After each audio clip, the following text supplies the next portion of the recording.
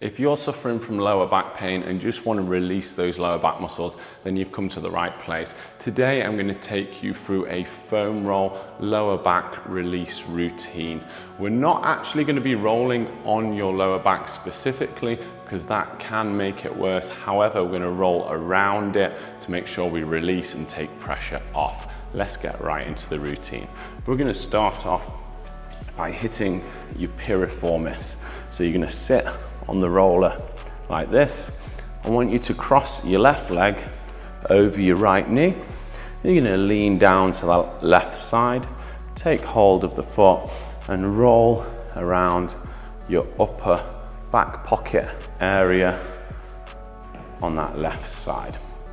So this piriformis is a muscle that crosses from the top of this long bone here, your femur, up diagonally through your hip into your lower back. So you can imagine if you've got something from this leg pulling down on your tailbone, and if that little band is tight, then that's going to cause some lower back pain. So many people have told me who've come with back pain that just this one alone has a massive difference in helping release that lower back. So don't shy away from those sore spots. We're going to try and hit them, and actually you want to stay on the sore spots. Try and keep that knee dropped down and stop that foot from slipping off. Okay, let's take it to the other side. So I'm going to cross my right foot over my left knee, take this hand holding on. I'm going to drop to that right side, roll in my upper outer glute on the right side, not shying away from those tight spots. If it's too painful, then you probably need to purchase a slightly softer roller. I've linked some in the description of this video if you need to get that. They are affiliate links, but it doesn't cost you any more to go through them. So if you are thinking of getting one, why not get one through there?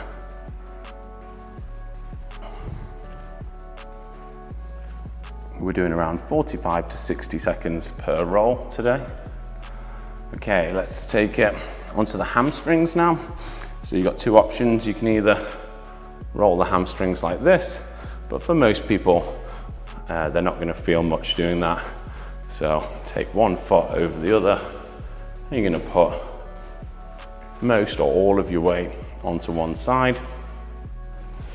Don't worry if it doesn't feel like it's doing too much. Even just increasing the blood flow to this area can help. Try turning your foot in and hitting nice and high up near your glute. So we're hitting those inner upper hamstring area. And let's hit some on the other side now. Trying to take all the way onto one foot if you can. If that's too much, you can always take some pressure off your upper body by assisting with that. I still think that that is a better option than doing the double leg. Just gives you a bit more pressure. Try turning your foot in and hitting nice and high up on that inner upper hamstring. I feel it there. You might feel it more on the outside, in which feel free to stay there.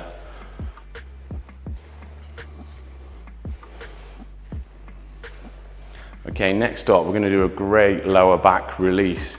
Now, technically, we're not really using the foam roller to roll, but it's still a fantastic use of it.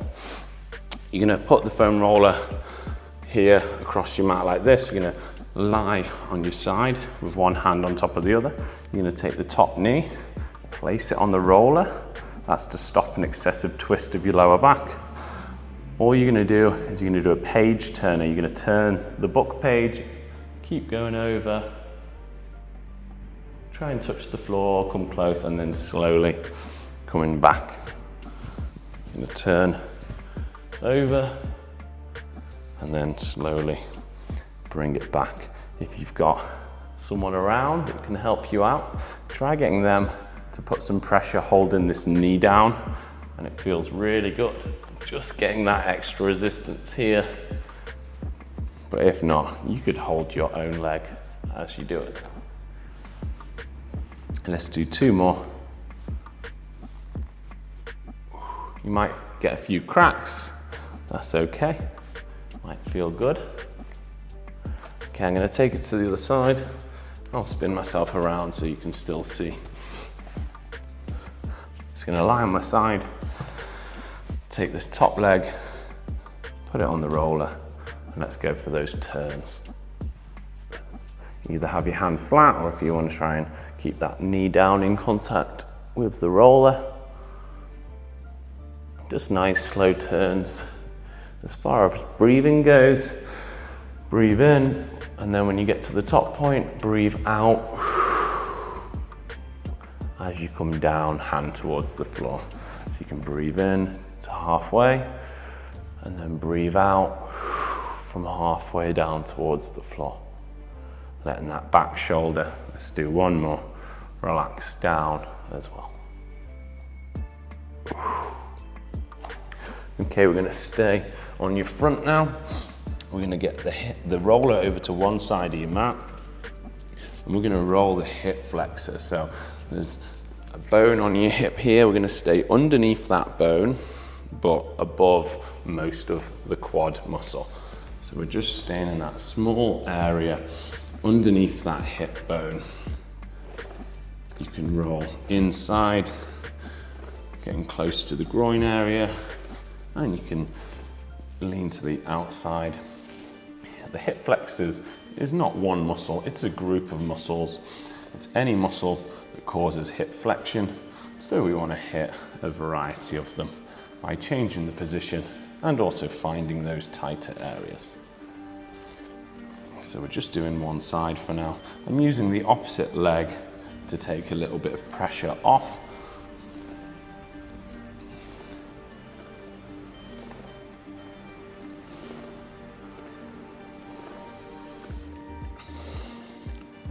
Let's take it over to the other side now. So I'm going to put my roller halfway across my mat.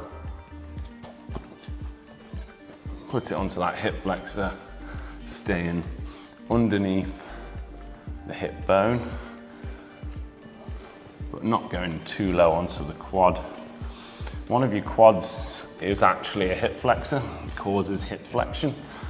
So it's okay to be rolling down your quads a bit and hit that. Your hip flexors, some of them will come from here, come up, through, and again attach into your hip and lower back. So if they're tight, they can cause pressure, sometimes pulling you into an overarch position, which can cause back pain. So releasing them can be a help for some people.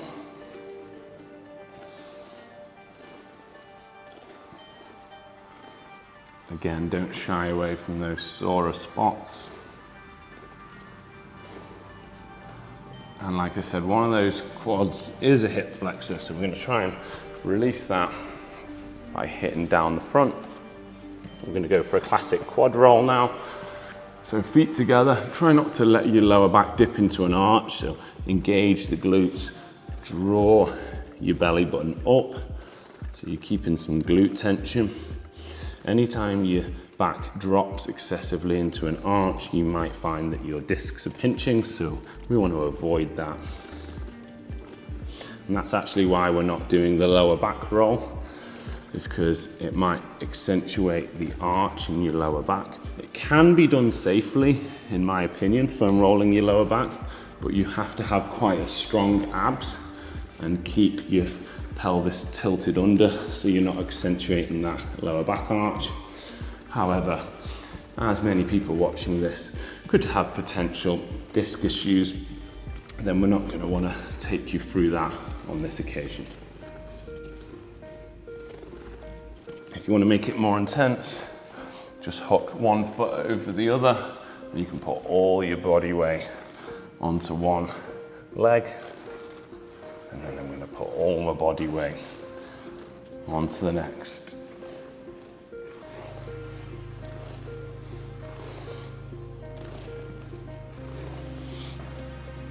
And that's it for the routine today. Why not, whilst you're nice and warmed up, try out one of my lower back stretch and mobility routines, which I'll put on here. If you want to join me for another video like this, check out my mobility playlist, which is here. Let me know in the comments below, how did you find this routine and where in the world are you doing it from? Hit the thumbs up button if you enjoyed the video. Make sure you're subscribed, and see you again soon for another video.